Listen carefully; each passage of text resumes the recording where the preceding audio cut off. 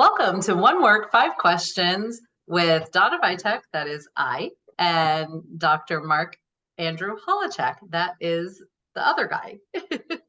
Right. Yes, and welcome. Jeffy the Wonder Dog somewhere on the floor. There he is. He's in the chair. See, I was chair. Right. Okay. Look who's sitting in the chair. I see. Hi, Jeffy, and that's the real Jefferson in the background. That cute boy. So thank you for joining us today, Dr. Holowchak.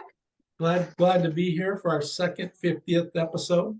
Yes, this is our 50th episode, second take, because we got dinged on our Blackadder video that was embedded in our video. So we've removed that, and now we're re-recording our show. So welcome to our 50th episode, take 2, on Thomas Jefferson to Isaac McPherson, dated the 13th of August, 1813.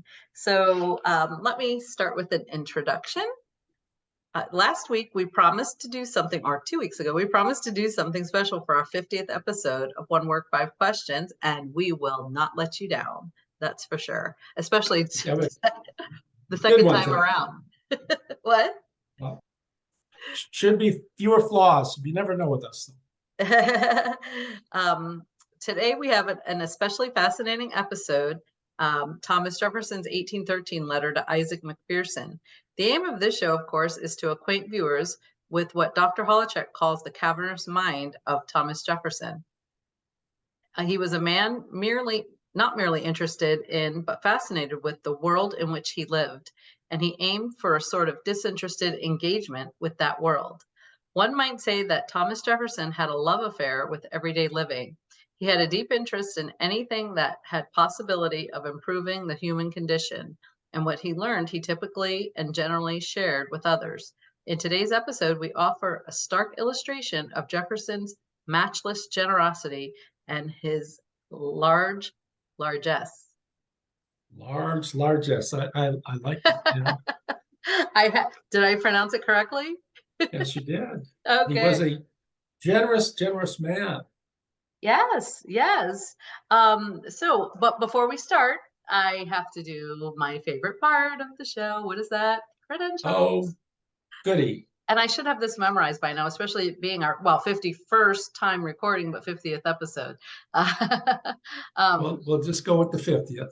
Yes. So to give you a little bit of background on Dr. Holowchak, in case you want to use this YouTube video as a reference in any research you're doing, Dr. Holowchak is a PhD professor of philosophy and history, the best combination possible, in my opinion, who taught at institutions such as University of Pittsburgh, University of Michigan, Rutgers University, Camden, and Ohio University. He is the editor of the Journal of Thomas Jefferson and His Time, and he has authored and edited over 23 published books on Thomas Jefferson and over 200 essays on Jefferson. And I highly encourage any of you watching to go into the description of the video to find Dr. Holowchak's writing.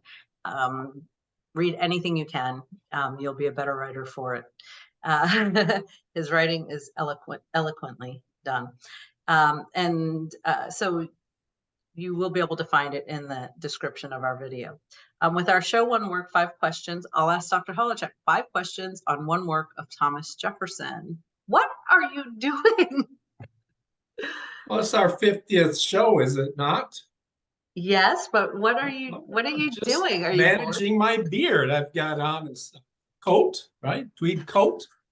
As a philosopher, you're obliged to have at least one tweed coat in my beard. I'm managing it with this what I consider to be a new invention of mine. This beard manager. And after the show, do not laugh. After the show, I'm going to the nearest patent office. Jefferson, come on. That is not and a I'm new going to invention. patent this. That's a flea comb. Well, there's not flea comb. I mean, technically, yeah, it's a flea comb, but so you're going to repatent it as a beard comb? It's a beard manager, not a comb. A beard Show some sophistication. It's a manager. Anybody can comb a beard. The idea on Oh, your 50th show, you need to look, gentlemanly, and you need to have a well-groomed, managed beard. And this is a beard manager. So I'm going to the patent office and getting a patent for this new beard manager. And obviously, it won't cost a lot of money, and hopefully it'll do very, very well. I'm very proud of this invention of mine. I don't think that's going to work, but I, I Well, don't. we'll find out. I mean, maybe we can look at what Thomas Jefferson has to say on the issue, and that's part and parcel of what we're going on today.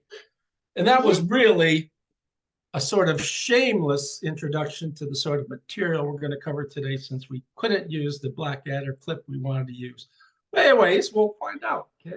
I think we're funnier. And I patent this legitimately and claim it as an invention. Let's see what Thomas Jefferson has to say. Huh? Okay, I already have a feeling Thomas Jefferson's not going to agree with you, but let's Well, see. don't go on your feelings. Feelings Okay. get you go on,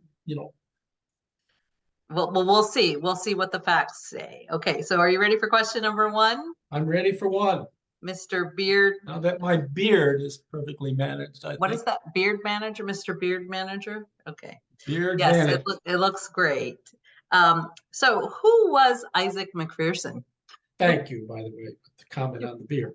You're welcome. Well, he wrote Jefferson a letter on August 3 of 1813, and he wanted to pick Jefferson's brain, probably knowing Jefferson's work with patents early on, and as he was a member of Washington's administration. And so he writes Jefferson for certain advice about an invention claimed to be made by Oliver Evans. And you might have a picture of that invention, right? I might. Let's see. Let's see if I do. Oh, I do. There's Oliver Evans. There's Oliver Evans. Right. This is the person who he was a very important early American inventor, by the way. Okay. Right. So he has something called in elevators, conveyors, and hopper boys. Right. McPherson says so. He was he did work on any sort of industrial process machines, on high pressure steam engines, early work on steam engines and their use as engines, as movers. An engine is something that moves. Amphibious, an early and crude amphibious vehicle, as well as something that might be considered a progenitor to an automobile. So something like this. Yeah, there you go. There's his supposed invention. You can see on the left side, there's a sort of conveyor system there that brings stuff up. And Evans, born in 1755, asks for Jefferson's advice in terms of whether or not there's any legitimacy to this claim to patent, that Evans really had a right to patent this. The idea here, is there any precedent? And he tends to think Jefferson will find some precedent for this machine, so that Evans does not he cannot monopolize on this machine. Horribly complex by looking at the picture, right? Yeah. Oh, so I can't wait to see. Okay, so question number two. This is a strange letter. So much of it is technical. It's fraught with minutia. Why is this such a good pick for our 50th show? Well, it's as good as any. And the fact that it's fraught with minutia, and that's how Jefferson was. He liked to get his fingers dirty with things. And, he gets his fingers dirty and looks at the details and looks at precedents. He was a great lawyer in many respects. And at some point before he makes his generalizations, it's not a matter of just having proclamations on some issue to decide. He's going to give you evidence for it, right? It's like saying Jefferson fathered all of Sally Hemings' children. Well, where's the evidence? Well, Gordon Reed says so. They say so at Monticello. The idea is Jefferson wasn't like that. Where's the evidence? I don't care who says that. Show me the evidence that compels me to think that that's so. So Jefferson was a details-oriented person, which is one of the things I love about him. That's the way I approach history and philosophy. He would have made a great historian. Yeah, and he refused to write history because when he was asked, he was too old. And anyways, he just, it takes a lot of time to be a good historian, and large investment in your time, and you didn't have that time. So now Jefferson, when he returned from France and becomes Secretary of State, he in 1790 accepts, at the behest of George Washington, leadership of the Board of Arts, okay. Right? So in the Board of Arts, there's a 3-person team. He, Alexander Hamilton, and some other cat whose name I don't remember. I don't remember who else, but the other 3rd person, are to oversee people wishing to have patents and to grant patents. And there are some 57 patents granted in the first 3 years. This is a way to sort of get moving the American economy in one. Now, in one respect, I think Jefferson was a very great choice, because he himself, you have there this mold board.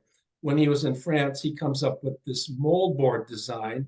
He's watching people plow in the fields of France, and notice that the plow they're fighting too much with the earth. So he's thinking, if we look at this picture, you look at the design from the top of the wood to the bottom where you have the metal plate attached. We have, you can draw a right angle, right? You can draw a right angle there. And the idea being, and then we have small movement away from the angle there towards the vertical line to the horizontal line. So we have what affects this going on. Curve. What Jefferson wants, he wants entry into the earth, no deeper than one has to go. So there's less friction, and as smoothly as possible. So you're upturning, a large amount of earth without great amount of friction. So he's using the integral calculus here. And he wins an award for this in France, and he refused to patent the improved mold board because, well, we'll find out why he refused to patent it. That was my next question is, well, why wouldn't he want to patent it? Should we go on to question number 3? Because it's an invention, and as we're going to find out, he doesn't think inventions, ideas should be shared freely. If you're there to invent something to make money, he just doesn't think, I don't know if his arguments are cogent. I like them. But on the other hand, he's a strange person just because of that. Because, with his own mold board, he refuses to patent it and make it monetize by it. So here's someone who thinks ideas should be freely shared. So he's also a strange choice for the patent office. He tinkered all of his life with inventions at Monticello, right? The portable desk that had many books on which you could put many books so he could study and revolver, turned, all sorts of inventions, right? He brought in, not all of which were his own. Some were just modifications. So he's a great pick and a poor pick at the same time. Okay, well, question number 3. Thomas Jefferson turns the issue of legitimate invention and right of patent. When is a proposed invention legitimate? So this will answer our question on your beard manager. I like the way you used the term manager. You included manager because it's not just a comb. Anyone who thinks this is just a flea comb shows a degree of want of sophistication that is unknown to mankind heretofore. Anyways, I don't know what I'm talking about. But what was your question? The question was, when is a proposed invention legitimate to Thomas Jefferson? You got me all excited about my beard manager. Okay. I'll read. Jefferson writes to Monsieur Roman in 1787 while he's in France. He says, "Every discovery which multiplies the subsistence of man must be a matter of joy to every friend to humanity." Now, Jefferson's view in many respects is that inventions must be novel, Okay. right? There must be something unique to them. So unfortunately, my beard manager would not be considered to be a new invention. It would not be patentable. Jefferson would say, Dr. H, take your beard manager and please leave the patent office and go see if you can't pick some fleas off your cats and dog. No, it's a, it's not that he thinks you can't use it for something else, but the Right. fact that something finds a secondary use, right, does not make it a new invention. Jeffy wants his comb back. Jeffy, well, that's more for the cats than for Jefferson. Oh. All right. So let's see. He says, he's talking about the elevators of Mr. Evans. To a much broader question, whether we have received from Mr. Evans the new and proper name of elevators, whether these elevators, that picture you showed, are of his invention, because if they are not, the patent gives him no right to obstruct others in the use of what they possessed before. And let me see if we have anything here worth 1292. All right, he says,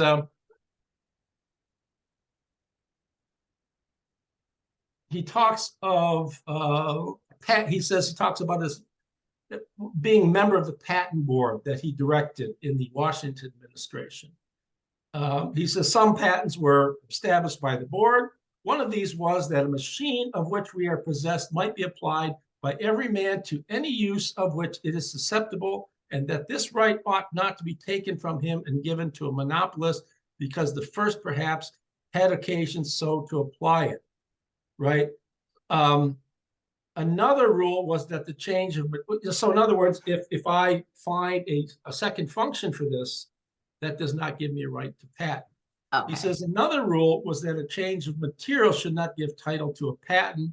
If I take this beard manager, and it's a very eloquent one, and instead of having it plastic, which I detest, I execrate plastic because it's environmentally unfriendly and I hate the feel of plastic in my hand. If I made it out of wood, it's not a new invention. Okay. Right? A third was that a mere change of form should give no right to a patent, as a higher corded shoe instead of a lowered one, right? A hat, a round hat instead of a 3 square, or a square bucket instead of a round one. Imagine taking my coffee cup and what I say, okay, I'm going to make it square. So I've invented a new coffee cup. Well, no, it's still a coffee cup. It functions the same way. Right. So functionality is critical. The fact that I can take something that is designed to function one way and use it another, right? I can take my double axe and chase away deer that are eating my flowers. That doesn't make it a deer chaser. Right. Likewise, my beautiful beard manager, I'm sorry to say, I can't claim it's a beard manager. Oh. Now, Dumas Malone, the great Jefferson scholar, said, guiding Jefferson while patents came to him for review was the belief that patents should be given to particular machines, not to all possible applications or uses of them, that mere change in material or form gave no claim, and that exclusive rights of an invention must always be considered in terms of an invention's social benefit. Okay. So there's that sticky little qualification that is the invention useful? I mean, right. Someone can invent something, but I invented something and I can't figure out what I can use it for. Okay. Well, it's not very interesting. Okay. Are you ready for question number 4? I guess so. Okay. He mentions that inventors not only have a right to their inventions, but also have the right, but that right is transferable to their heirs. What is the argument here, and what does Thomas Jefferson say of it? He doesn't like that, and that takes us back to that 1789 letter to James Madison on generational sovereignty. Right. We talked about a father running into debt, and Jefferson thinks, he borrows a large sum of money, runs heavily into debt and dies. Then all of a sudden, he's been squandering the money over 25 years, and the son's responsible for paying it. Jefferson doesn't think that's fair. If we use the same parity of reasoning, he's going to say the fact that a father comes up with an invention and that Right. invention gives him a great deal of prosperity doesn't mean that the son should, inherit the prosperity and the son's Right. son, right? At So, some right. point, it needs to be just shared to the general public so all could benefit from it. Oh, right. So that's fair. That's fair enough because, we can say, oh, my grandparents left this to my parents and my parents are leaving it to me and they want the generational wealth. But on the other hand, if you have that, then you also have the generational debt. It can't have one and not the other. So, yeah, I can see his logic Yeah, there. I mean, the reasoning doesn't follow so purely. I mean, the reasoning seems attractive on paper, Right. but it doesn't, generational sovereignty doesn't, James Madison had several really rather cogent objections, and Jefferson really couldn't answer them. Jefferson never replied to those objections, and we have evidence that he still, in later letters to other people, he still Right. proposed. I think generational sovereignty is just one of the axioms of his political philosophy, right? You can't, that debt needs to be paid. He Right. was neurotic about paying the federal government's debt during his presidency as much as that could be done, right? Even though he was not very good on his own personal debts. Yeah. But the problem is, what do you do something like a big event like the Revolutionary War, which costs so much money for so long a time? Right. You demand that as soon as the government comes into power with it, it has to pay everything off. Well, to require that is to cripple the government, and the government no longer exists because it's so heavily in debt because it can't pay it off on a timely. So Right. that doesn't work as neatly as Jefferson wants. But I in sentiment, I'm very attracted to generational sovereignty, right? This is something he says, right, which was very, very popular in England. It is pretended by some in England, especially, that inventors have a natural exclusive right to their inventions, not purely for their own lives, but inheritable to their heirs. He says, but while it is a moot question whether the origin of any kind of property is derived from nature at all, it would be singular to admit a natural and even hereditary right to inventors. There's no, by appealing to nature, Jefferson thinks that in a very weird sense, you're going to find social laws just by studying nature. Right. That was the climate of the time. In the same way that Isaac Newton studied the physical universe and noticed that bodies behave in certain ways, that they attract each other in proportion to their masses and inversely proportion to the square of their distance. So to any two bodies, the closer they are, the attractive force is strong. And when they go away, the attractive force diminishes by the inverse square. I don't know what that means either, but I like the sound of it. But Yeah, it sounded very good.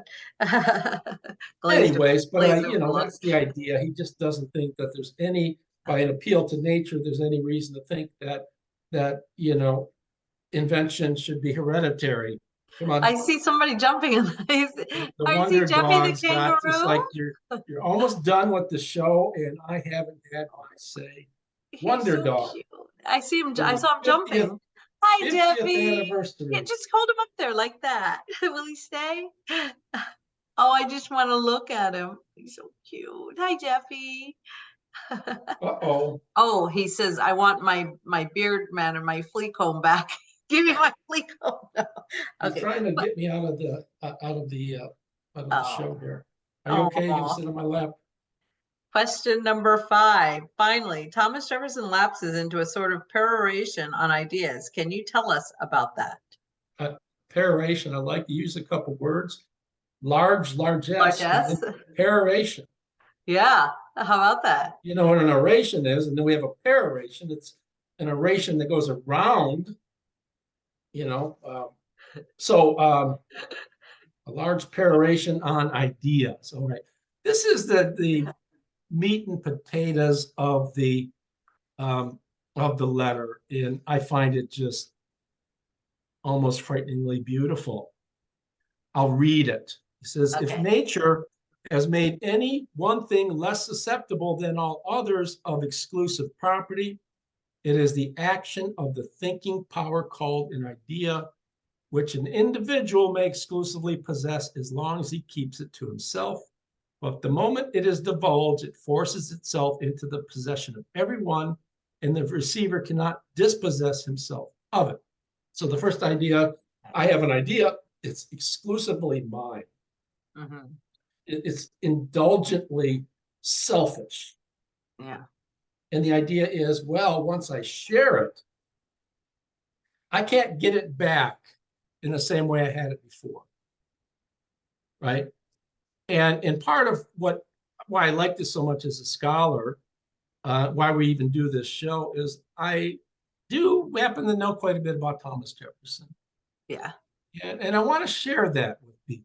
I'm not saying everything I say is spot on, but just to have this in my head and do nothing with it is, to me, criminal. Yeah. Which is why I have 25 published books. It's just, I love writing on him. He's such a very, very intelligent and widely studied man. Okay, he says, its peculiar character too is that no one possesses the less because every other possesses the whole of it. He who receives an idea from me receives instruction himself without lessening mine, as he who lights his taper at mine receives light without darkening mine. So if I take my candle, I do have a candle here, it's not lit. If I take a taper and light my candle, the light of my candle here, this is really a lead pencil, but I could be a candle. I could go to the patent office and make it a candle, make it a candle pencil. So what a great idea. Now you just gave me an idea. A candle pencil, like in Jefferson's day, if I have a candle on top and I dip in the ink and I'm writing, right? I can actually have a pen that has light to it. I like that idea. Anyways, where was I going with this? But the idea is, once I share it, I still possess it in its entirety, and you possess it in its entirety, and anyone with whom you share it possesses it without diminishing. It's not like cake. If I cut a cake in half, give you half, I only have half now, while you have half. The cake has diminished in its bulk. Right. Right. So, but ideas are not like that.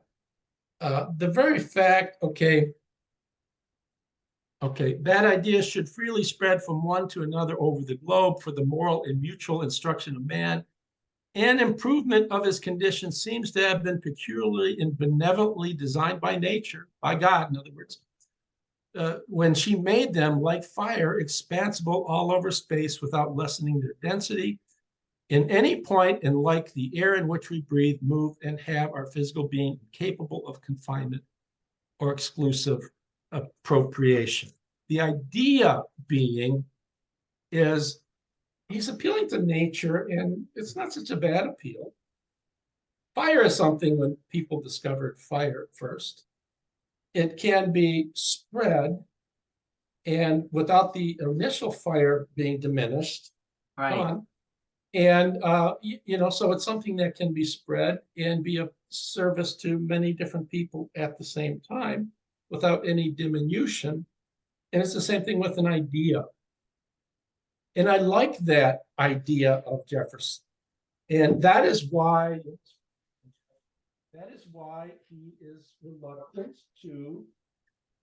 he was reluctant to patent his plow mold board.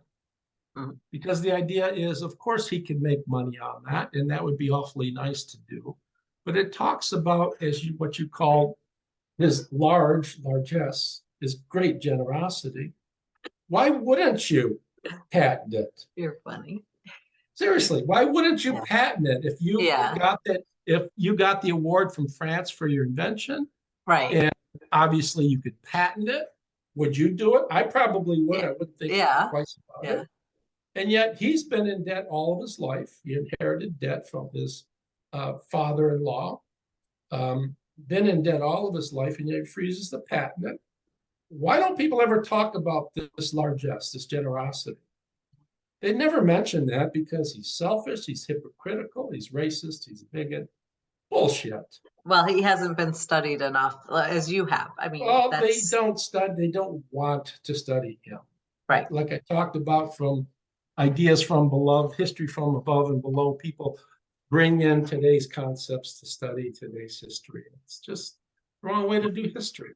But this is such a wonderful example of his largesse, of his generosity, which I thought it'd be great to share with our viewers. I think, we Yeah. want to give people, he wasn't a perfect man, but he was a flawed man. But my goodness, his flaws were few in comparison with the flaws I have, you have, and other people have. Or even the flaws of the people, anyone that's run our country in the last 10 years. Well, the people who You think know? of the people who write about Jefferson and criticize him super abundantly, call him the hypocrite, the racist, and everything, and refuse to go back to his own mindset and his time to try to understand why he would have thought about things the way he did. In my book on Jefferson and Native Americans, like I told you personally, I'm seeing a sort of different Jefferson. And it's a difficult book to write because he's following policies of Washington's administration of removing Indians to the West ever so slowly and purchasing their lands. And, but it's easy just to say, as Alfred Wallace says, that Jefferson was a greedy, selfish person. You enter into Jefferson's mind and the time, the science of the time. He, in a weird sense, thought he was doing Native Americans a great favor by civilizing them, by taking their lands and in a sense forcing them to be like white people. Today we just say that's just nasty. But he thought that, we're conferring upon you, well, look, say what you want. Native Americans, they live through hunting and gathering, had a hard life. Jefferson's trying to introduce ease. And secondly, their numbers were small, not only because of the manner of living, because the hardness of their life, but their constant skirmishes with other Native American tribes. So he's hopefully trying to introduce them into a manner of living where they can be sedentary, garden a certain plot of land, and be happy with less, right? And then live presumably in peace with white people. But they didn't want that. And obviously it's clear why. Right. But the point is I'm not trying to pontificate. I'm just trying to say, understanding historical figures at the time, it's a difficult thing because it's a very difficult thing because we have to get in their mindset. Right. And everything has to, I stress that so much as a teacher especially with my US history student, when studying American history, because we're so tied to it as Americans, that now you have to, everything needs to, you have to surround yourself with everything that was going on at the time. Remember, the Great Depression was, we're coming out of the Great Depression and into World War II. And we hadn't completely recovered yet from the Depression. So just thinking, keeping everything in the actual context of what happened and everything else that had taken place in history. So yes. Well, look, it's hard enough to know the context, which is seemingly an impossible task. We can't go back there. And even if we could go back there, to be able to describe the context, what caused the depression of 1929, for example. And these things are horribly complex. One answer to that is that you can't just enjoy year after year after year after year of prosperity without paying the price at some point. Right. The bottom's going to fall. Right. And you can't it just doesn't work that you're working towards, infinitely working towards a greater and greater prosperity. Somewhere you have to pay the price for that. Right. So with that, thank you so much for answering our questions. And beer manager, I'm still thinking about patenting this. I like it. Beer manager. So we're going to follow the 50th episode with a special interview with Dr. Holowchak on ideas and with the relationship with Lafayette. And we turn to a late in life letter from Thomas Jefferson to Marquis de Lafayette, dated 9th of October, 1824. Wow. Okay, so I'm excited to learn more about the relationships. And I know we had someone on Twitter that had requested an episode of interaction between Thomas Jefferson and Lafayette. So if you'd like to contact Dr. Holowchak, you can reach him at mholowchak@hotmail.com or on Twitter at Dr. Holowchak. Do you check your Twitter, Dr. Holowchak? Oh, really? I just got off it just prior to the show. Well, I just sent you something from Twitter. Did I'll you probably check your jump email? right on it just right after the show. It's your favorite gal. Okay. Yes. And you can reach him also on his Facebook page, Thomas Jefferson, Bring Him Home to Monticello, Citizens for Change. And so I'm excited about our next episode. Can you give us a teaser or we should just wait? Well, yeah, well, it's always good to have a teaser. What can I say about this? The letter itself is unimpressive. Oh, but it okay. bespeaks, it'll force us to go to certain events and talk about certain events to which the letter will refer. Okay. In some sense. I mean, Lafayette he was one of the heroes of the American Revolution. The Americans received substantial aid from the French government. Yes. And Lafayette comes in as a young man, and he fights in the Revolutionary War on the side of the Americans. And it's, probably right to say that without French aid, the United States might not have won the war. But anyway, so I mean, he was an important friend, and then Jefferson corresponded with the younger person years after that for many, many years. And Lafayette was an important person in the events leading to the French Revolution, and he was in prison. He had a rough life and all that, but he was, in some measures, a revolutionary like Jefferson and an advocate of something like Jeffersonian republicanism, or at least republicanizing an aristocratic government, a French government that was steeped in years of monarchy and aristocracy.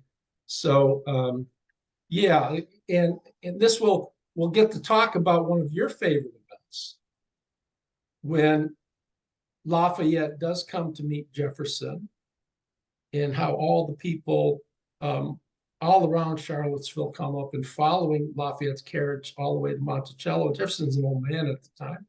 So as Lafayette's beaten up by war and being in prison, and when the two men come out and embrace, just how everybody's crying, there's not a dry eye at Monticello. So, wow, I know I'm going to start crying. it's just one of my favorite events. It just goes to show you.